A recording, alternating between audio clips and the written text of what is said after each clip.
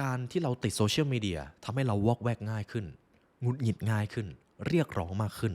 และทำให้เราพลาดการสังเกตสิ่งสวยงามที่กำลังผ่านมาแล้วผ่านไปโดยไม่รู้ตัวครับ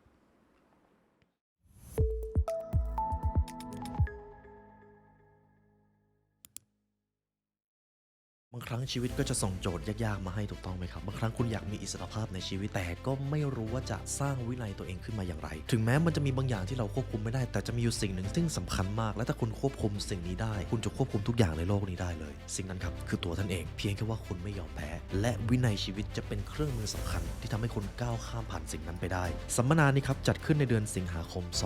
2568 บัตรซิลเวอร์คุณจะได้เรียนออนไลน์2วันในวันที่13และ14สิงหาคมราคาพิเศษครับ 1,990 บาทจากปกติ 2,590 บาทและบัตรโกครับหากคุณอยากจะมาเจอสัมมนาสดแบบออนไซต์ลงมือทำจริงๆเจอเวิร์กช็อปจริงๆเจอคอมมูนิตี้จริงๆเราจะมาได้เจอกันตัวเป็นๆด้วยราคาพิเศษครับ 5,290 บาทจากปกติครับ 5,990 บาทราคานี้พิเศษถึงวันที่30มิถุนายน 2568 เท่านั้นนะครับสามารถดูรายละเอียดได้ที่ Line @@thelibrary หรือจะดูที่ลิงก์ข้างล่างก็ได้ครับเพราะสุดท้ายแล้วครับหากคุณควบคุมชีวิตของตัวเองได้คุณก็ควบคุมผลลัพธ์ต่างๆในชีวิตได้เช่นกันและเวลาเรามาเจอกันครับเราจะมาค้นหาเครื่องมือนี้ไปด้วยกันเพราะการเรียนรู้จะทำให้คุณเป็นอิสระ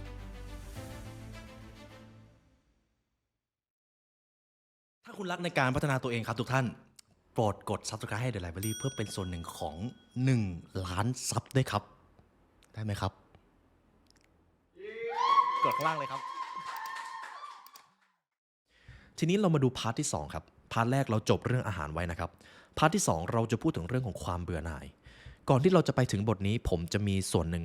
มาอ่านให้ทุกท่านฟังครับทุกท่านเชื่อไหมครับว่าเทคโนโลยีทำให้จิตใจของเราแทบไม่ได้ล่องลอยเลย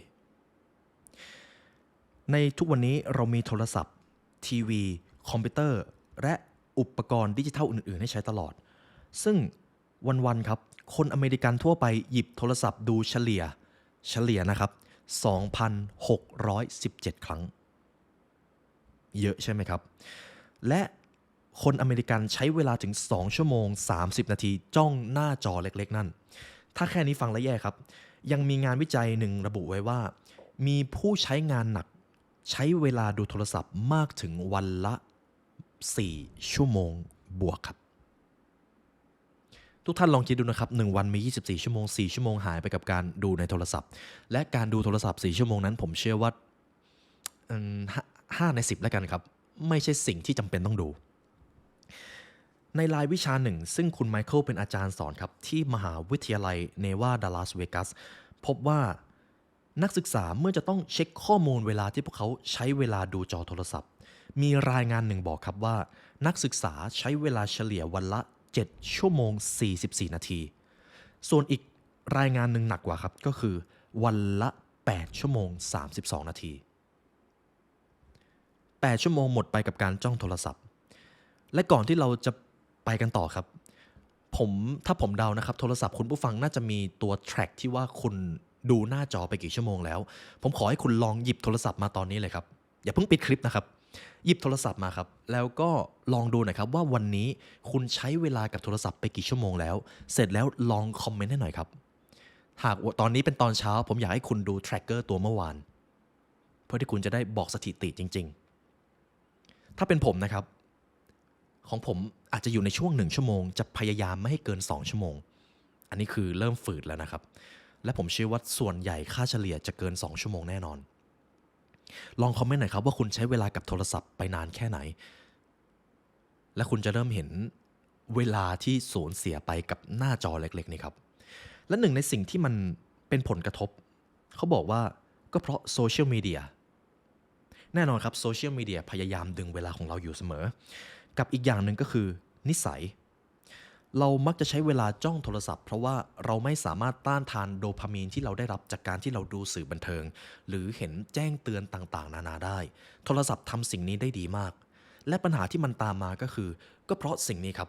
ทำให้มนุษย์ไม่ค่อยมีโอกาสได้ปล่อยให้ใจตัวเองล่องลอยหรือเราอยู่กับความเบื่อน้อยลง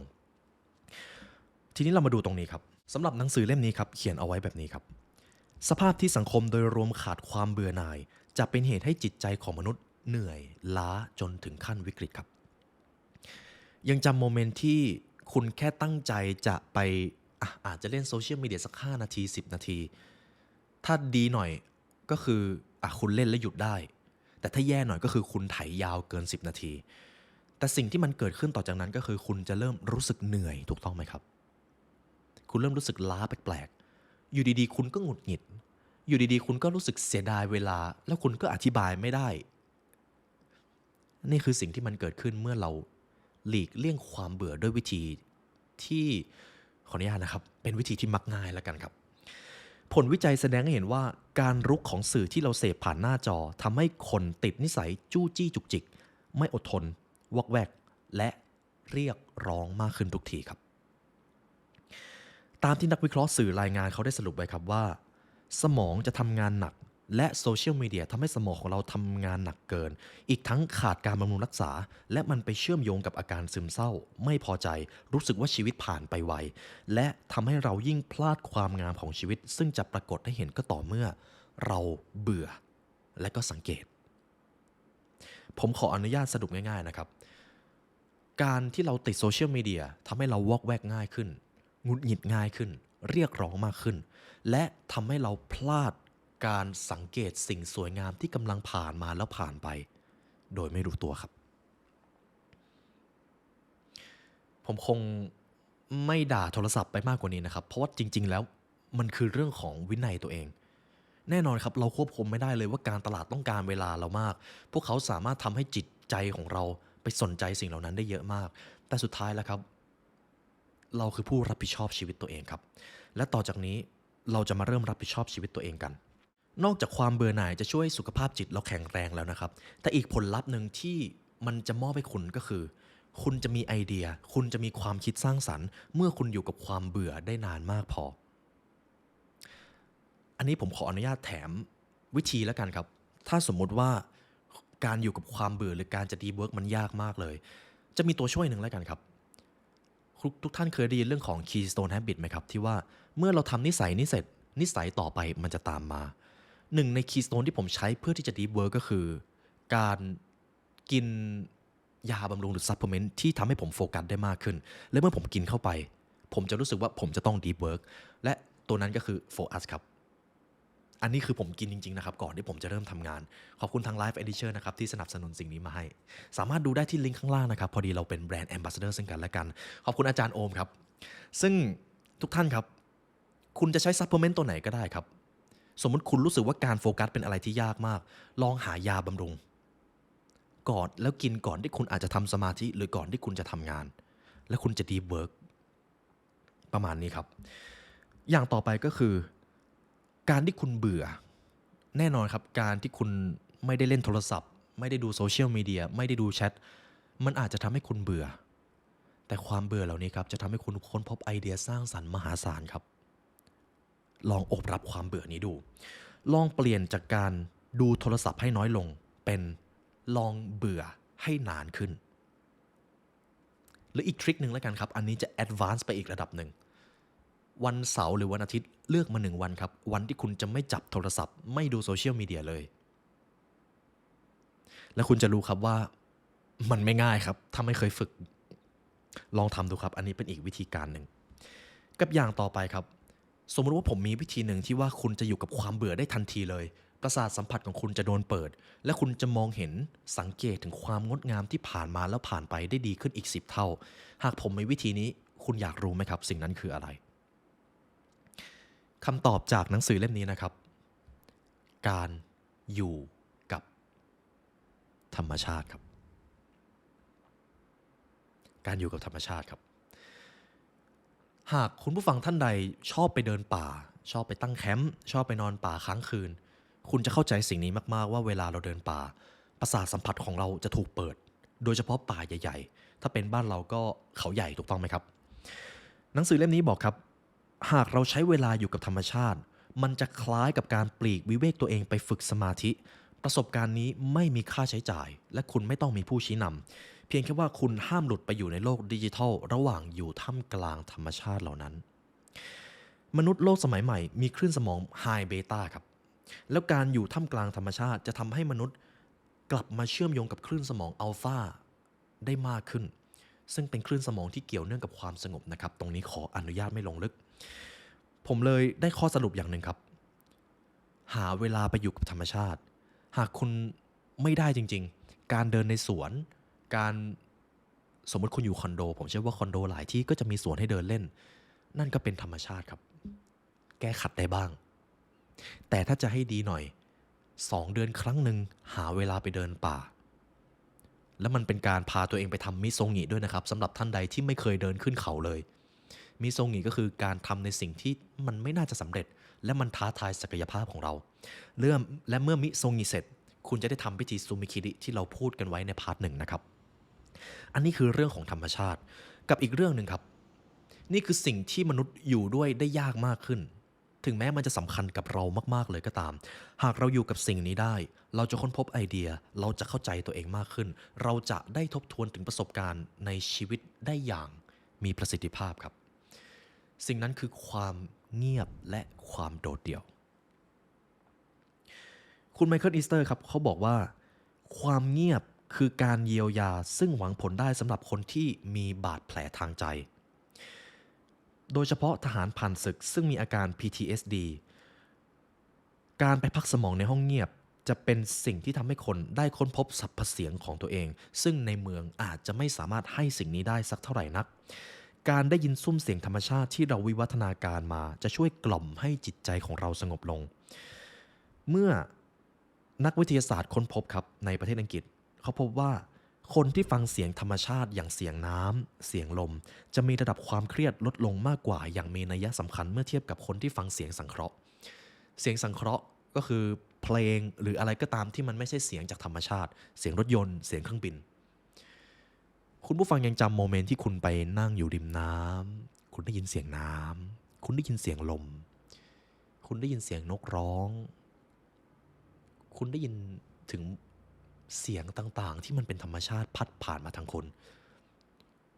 ณรู้สึกยังไงครับและถ้าคุณอยากจะรู้จักถึงเสียงนี้มากขึ้นผมขออนุญาตพาคุณเข้าภวังค์สัก20 วินาทีได้ไหมครับผมขออนุญาตให้ทุกท่านที่สามารถทำได้นะครับลองหลับตานะครับ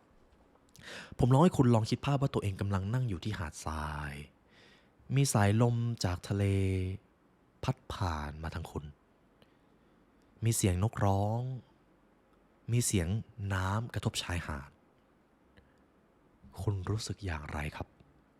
และเมื่อผมนับ5 ถึง 1คุณจะเข้าไปสู่ภวังค์และได้ยินเสียงนี้ชัดเจนมากยิ่งขึ้น5 4 3รับรู้ถึงบรรยากาศรอบตัวเห็นในสิ่งที่เห็นได้ยินในสิ่งที่ได้ยิน2และ1ครับลืมตาได้เลยครับมันเป็นบรรยากาศที่ดีถูกต้องไหมครับท่ามกลางธรรมชาติเหล่านั้น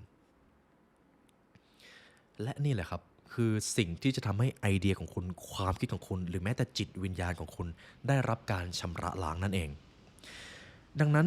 การเสาะหาความเงียบประจำวันซึ่งมาจากการปิดอุปกรณ์ต่างๆก็ส่งผลดีต่อร่างกายและสมองได้การทดลองระบุครับความเงียบแบบที่เราหาที่บ้านได้สัก2 ชั่วโมงถ้าคุณอยู่ในเมืองคุณก็อาจจะใช้หูฟังแบบตัดเสียงความเงียบเหล่านี้ก็ทำให้จิตใจของคุณดีขึ้นแล้วครับอยู่กับความเงียบและความโดดเดี่ยวนะครับลองหาเวลาอยู่กับเขาบ้างเพราะทุกวันนี้เราอยู่กับความวุ่นวายและก็เสียงสังเคราะห์มากจนเกินไปนั่นเอง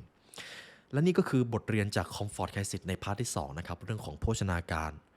ความเงียบและความโดดเดี่ยวหรือความเบื่อหน่ายและผมอยากให้คุณผู้ฟังลองไปปรับใช้ดูนะครับโดยเฉพาะเรื่องของอาหารเพราะนี้อาจจะเป็นปัญหาที่ใหญ่มากๆสำหรับมนุษย์ทุกวันนี้และทั้งหมดนี้คือบทเรียนที่เรามาเรียนรู้ด้วยกันครับหากคุณผู้ฟังอยากเรียนรู้เรื่องของปรัชญาความสำเร็จการพัฒนาตัวเองให้เข้มข้นกว่านี้ทุกท่านสามารถเรียนรู้ได้ผ่านพรีเมียมคอนเทนต์ที่ทางผู้ร่วมงาน The Library Learn เตรียมไว้ให้นะครับทั้งตำราความสำเร็จตำราคนตำราการบริหารมิติชีวิตเดี๋ยวพวกเราจะวางลิงก์ไว้ข้างล่างนะครับทุกท่านจะจ่ายเดือนเดียวแล้วก็ยกเลิกก็ได้ครับเพราะบทเรียนเหล่านี้ครับคุณอาจจะใช้จ่ายในหลักร้อยแต่มันประหยัดเวลาชีวิตคุณไปนับไม่ถ้วนครับและสิ่งนี้มันคุ้มค่าต่อการลงทุนเพราะคุณกำลังลงทุนกับสิ่งที่สำคัญที่สุดในชีวิตตัวคุณเองครับ และวันนี้ได้เวลาอันสมควรแล้วครับทั้งผู้ร่วมงาน The Library Learn และตัวผมไลออนยูวสิงห์ขอกล่าวอำลาทุกท่านไปก่อนขอให้วันนี้เป็นวันที่ดีของทุกท่านครับสวัสดีครับถ้าคุณรักในการพัฒนาตัวเองครับทุกท่านโปรดกด Subscribe ให้ The Library เพื่อเป็นส่วนหนึ่งของ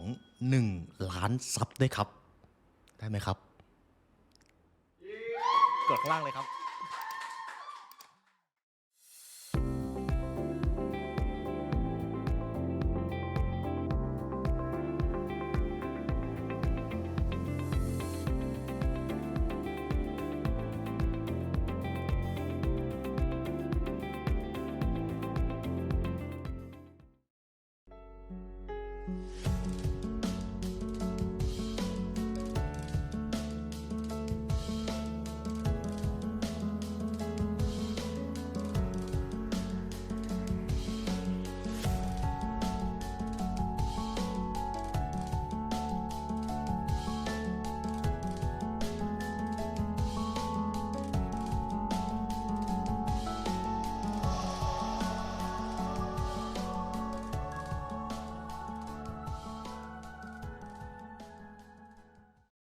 บางครั้งชีวิตก็จะส่งโจทย์ยากๆมาให้ถูกต้องไหมครับบางครั้งคุณอยากมีอิสรภาพในชีวิตแต่ก็ไม่รู้ว่าจะสร้างวินัยตัวเองขึ้นมาอย่างไรถึงแม้มันจะมีบางอย่างที่เราควบคุมไม่ได้แต่จะมีอยู่สิ่งหนึ่งซึ่งสำคัญมากและถ้าคุณควบคุมสิ่งนี้ได้คุณจะควบคุมทุกอย่างในโลกนี้ได้เลยสิ่งนั้นครับคือตัวท่านเองเพียงแค่ว่าคุณไม่ยอมแพ้และวินัยชีวิตจะเป็นเครื่องมือสำคัญที่ทำให้คุณก้าวข้ามผ่านสิ่งนั้นไปได้สัมมนานี้ครับจัดขึ้นในเดือนสิงหาคม 2568 บัตรซิลเวอร์คุณจะได้เรียนออนไลน์2 วันในวันที่ 13 และ 14 สิงหาคมราคาพิเศษครับ 1,990 บาทจากปกติ 2,590 บาทและบัตรโกครับหากคุณอยากจะมาเจอสัมมนาสดแบบออนไซต์ลงมือทำจริงๆเจอเวิร์กช็อปจริงๆเจอคอมมูนิตี้จริงๆเราจะมาได้เจอกันตัวเป็นๆด้วยราคาพิเศษครับ 5,290 บาทจากปกติครับ 5,990 บาทราคานี้พิเศษถึงวันที่ 30 มิถุนายน 2568 เท่านั้นนะครับสามารถดูรายละเอียดได้ที่ Line @TheLibrary หรือจะดูที่ลิงก์ข้างล่างก็ได้ครับเพราะสุดท้ายแล้วครับหากคุณควบคุมชีวิตของตัวเองได้คุณก็ควบคุมผลลัพธ์ต่างๆในชีวิตได้เช่นกันและเวลาเรามาเจอกันครับเราจะมาค้นหาเครื่องมือนี้ไปด้วยกันเพราะการเรียนรู้จะทำให้คุณเป็นอิสระ